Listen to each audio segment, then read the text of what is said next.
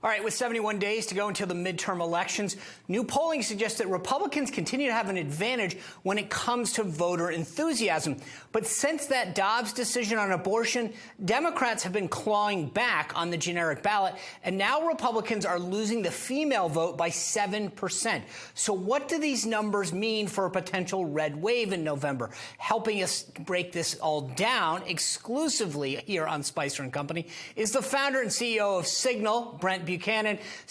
Brent, good to see you. Tell me what has changed in the last month in terms of issues and enthusiasm? Well, I think it's important to first remember that the party in power tends to do better in summer polling. So when we were in charge, we looked a little bit better in summer than it actually happened on election day. So let's set that as the tone to start with.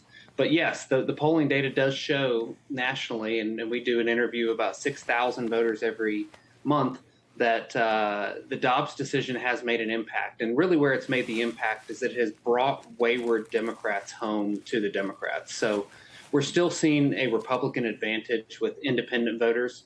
But those same groups that Republicans have struggled with for a while, especially female voters, and then add on to that college-educated voters, have slipped back to what we saw a little bit over a year ago, as opposed to what was really good-looking numbers earlier this year for Republicans, and maybe a little too good-looking.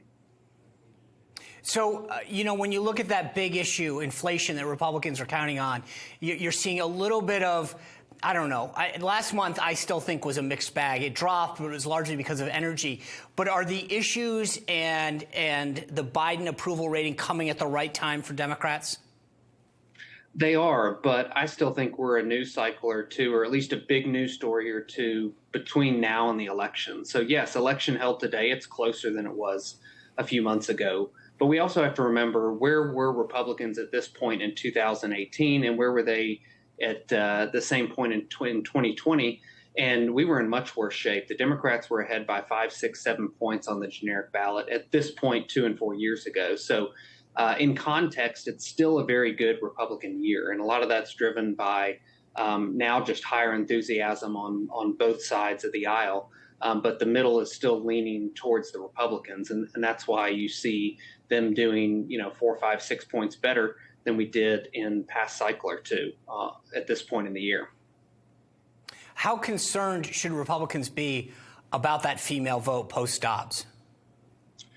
It's tough, but I think one thing that Republicans need to lean into is that Democrats really have a more extreme position on the issue. And I'm not saying let's go out there and go on the offensive on it, but when it's brought up and you're in a conversation, if you're an elected official or a candidate for office and you're having the conversation, Democrats have a much more extreme position. We recently did a survey where we asked people where they fell on the spectrum of when an abortion would be okay, or if it should be illegal always. And the bulk of folks believe that it should be very limited. And there's only about 10% to 12% of the population that agree with Democrats that abortion should be allowed up until the moment of birth. And so, I do think that we're going to see some of these cost factors come more into play. Yes, gas prices have gone down, and you can almost overlay our top issue question of inflation tracking down slightly with the decrease in gas prices. But if you look at what's coming for us this fall and winter, that trend is going to turn around. And for some reason, voters are just very focused on what's ahead of them right now, and that's usually the gas prices they drive down the road. So let me ask you this real quick. When you look at these national polls, considering that at least the race for the House of Representatives is among a very specific, 20, 30 districts, how much should a national poll like this matter to somebody running in one of those races? Polling is helpful from a trend perspective. I would not say that you can directly take this result and apply it to a battleground district. When we do battleground surveys, and that means we basically only survey the states that are really in play this year, or we only survey the congressional districts really in play, the numbers are actually a little bit better for Republicans than the national trend. And that's what I think Democrats are ignoring at this point, is that it's not as good as it was before, but it's still much better than we've seen in past cycles. Yeah. Brent, as always, I appreciate your insights. Thanks for being here today. Hey, thanks, Sean.